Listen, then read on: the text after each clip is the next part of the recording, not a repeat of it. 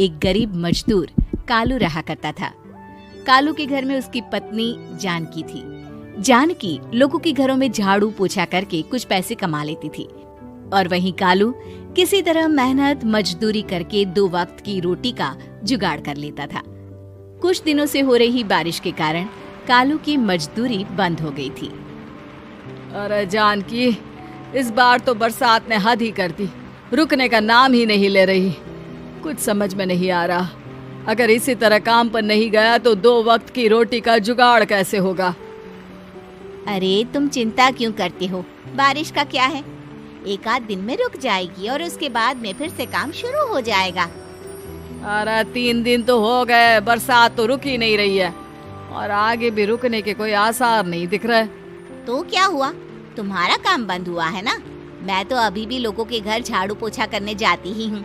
मेरे पगार से कुछ दिन तो निकल ही जाएंगे। अरे घर का खर्चा तो हम किसी तरह चला लेंगे जानकी, लेकिन ये जो छत टपक रही है इसका क्या करेंगे? ये बात तो आपकी सही है। हमारी झोपड़ी अब काफी पुरानी हो चुकी है और इसके छप्पर में भी कई सारे छेद हो गए हैं। रात भर पानी टपकता रहता है। अरे मैं भी इसी बात से बहुत परेशान रहता हूँ। कहीं किसी दिन ज्यादा बारिश आ गई तो हमारी झोपड़ी टूटकर बिखर ना जाए। राम राम राम, ऐसी अशुभ बातें क्यों करते हो? अरे ऐसा कुछ नहीं होने वाला। ये झोपड़ी ही तो हमारा सब कुछ है। अगर यही नहीं रही तो हम जाएंगे कहाँ? ठीक है जानकी, जब तुम्हारी पगार मिल जाएगी तो कुछ पैसे बचाकर झोपड़ी के छप्पर की मरम्मत करवा लेंगे। शायद हमारी परेशानी कुछ कम हो जाए। ठीक है जी, अब ना ज्यादा परेशान मत हो। ये लो, खाना खा लो और सो जाओ, सुबह मुझे भी जल्दी काम पर जाना है। जानकी और कालू अपनी झोपड़ी में सो गए। रात को अचानक से बहुत तेज बारिश शुरू हो गई। धीरे धीरे बारिश का पानी कालू की बस्ती में भरने लगा। पानी भरते भरते झोपड़ी के बाहर तक पहुंच गया था। सुबह के वक्त जब कालू और जानकी सोकर उठे, हे भगवान, ये क्या हो गया? बारिश का पानी तो हमारे घरों तक पहुंच चुका है। अब मैं काम पर कैसे जाऊंगी? रहने दो जानकी, तुम आज काम पर मत जाओ। ऐसे पानी से निकल कर जाओगी और बीमार पड़ गई तो लेने के देने पड़ जाएंगे। लेकिन अगर नहीं गई तो मालकिन लोग नाराज हो जाएंगे। आप जानते हैं ना, बड़ी मुश्किल से 1 दिन की छुट्टी भी नहीं देती है। अरे लेकिन जानकी, झोपड़ी के बाहर तो पूरी बस्ती में पानी भरा है, तुम जाओगी कैसे? जानकी जैसे तैसे करके काम पर चली जाती है, लेकिन अगले दिन फिर से बहुत ज्यादा बारिश होती है और बस्ती में ज्यादा पानी भर जाता है। आज तो मैं तुम्हें किसी भी तरह काम पर नहीं जाने दूंगा। अरे अगर तुम्हें कुछ हो गया तो क्या होगा? ठीक है, तुम ठीक ही कहते हो, आज नहीं जाती।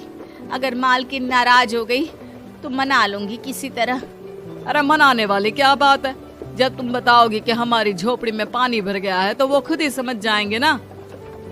अगले 2 दिन तक तेज बारिश होने की वजह से जानकी, कालू और आसपास की बस्ती में रहने वाले सभी लोगों के घरों में पानी भर जाता है, जिसकी वजह से जानकी काम पर नहीं जा पाती। और 3 दिन के बाद जैसे ही जानकी काम पर पहुंचती है, कहाँ थी तुम?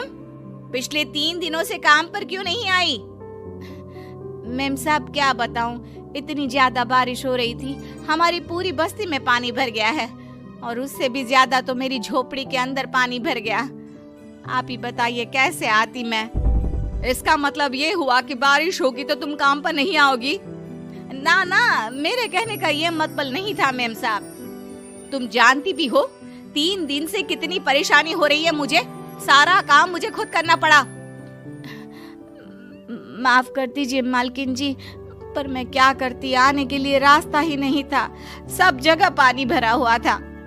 बहाने तो तुझे बहुत बनाने आते हैं। जानकी देख, अगर अगली बार ऐसा किया ना तो फिर काम से हमेशा के लिए छुट्टी।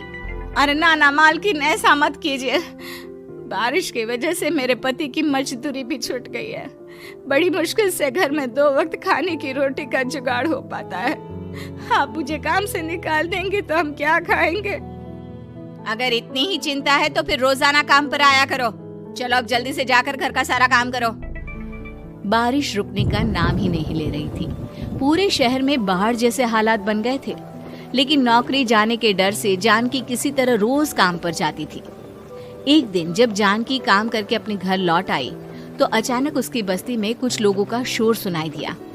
अरे लगता है बाहर कुछ हुआ है, मैं जाकर देखता हूँ। हाँ, पता तो कीजिए, ये बस्ती में लोग इतना शोर क्यों कर रहे हैं? बाहर जाकर कालू ने एक आदमी से पूछा।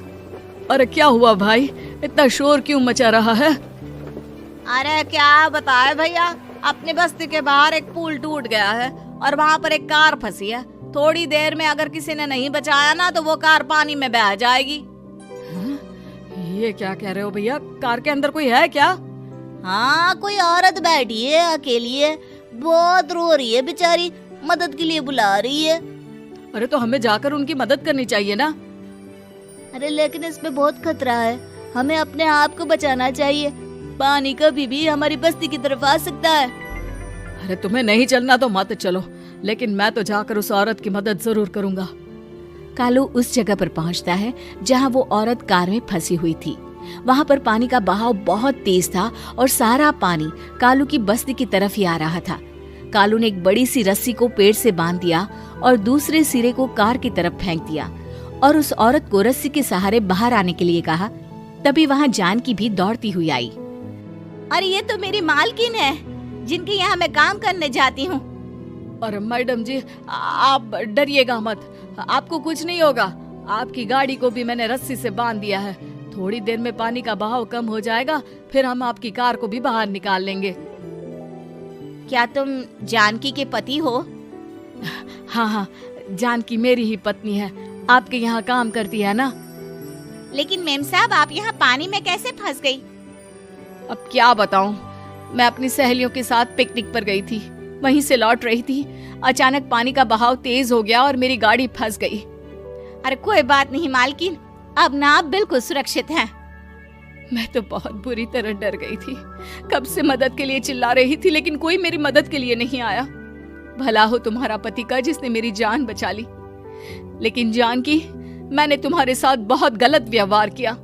इतने खराब मौसम और बाढ़ में भी तुम्हें काम पर आने के लिए कहा, नौकरी से निकालने की धमकी भी दी, और तुमने मेरी जान बचाई। मुझे माफ कर दो। अरे कोई बात नहीं मालकिन, आपकी जान बचाना तो हमारा धर्म था। देखो जानकी, तुम्हारी झोपड़ी में जो भी नुकसान हुआ है उसके लिए मैं तुम्हें पैसे दूंगी। आज तुम्हारे पति ने मेरी जान बचाई है और आज के बाद मैं तुम्हें कभी भी नौकरी से निकालने की धमकी नहीं दूंगी। आज मैं तुम्हारी परेशानी को अच्छी तरह समझ चुकी हूँ। हम जैसे पैसे वाले लोगों के लिए अपने घर में बैठकर बारिश का मजा लेना बहुत आसान है, लेकिन तुम गरीब लोगों के लिए बाढ़ और बारिश काफी परेशानी खड़ी कर देते हैं। ये बात मुझे आज अच्छी तरह समझ आ गई है। आपका बहुत बहुत धन्यवाद मालकिन।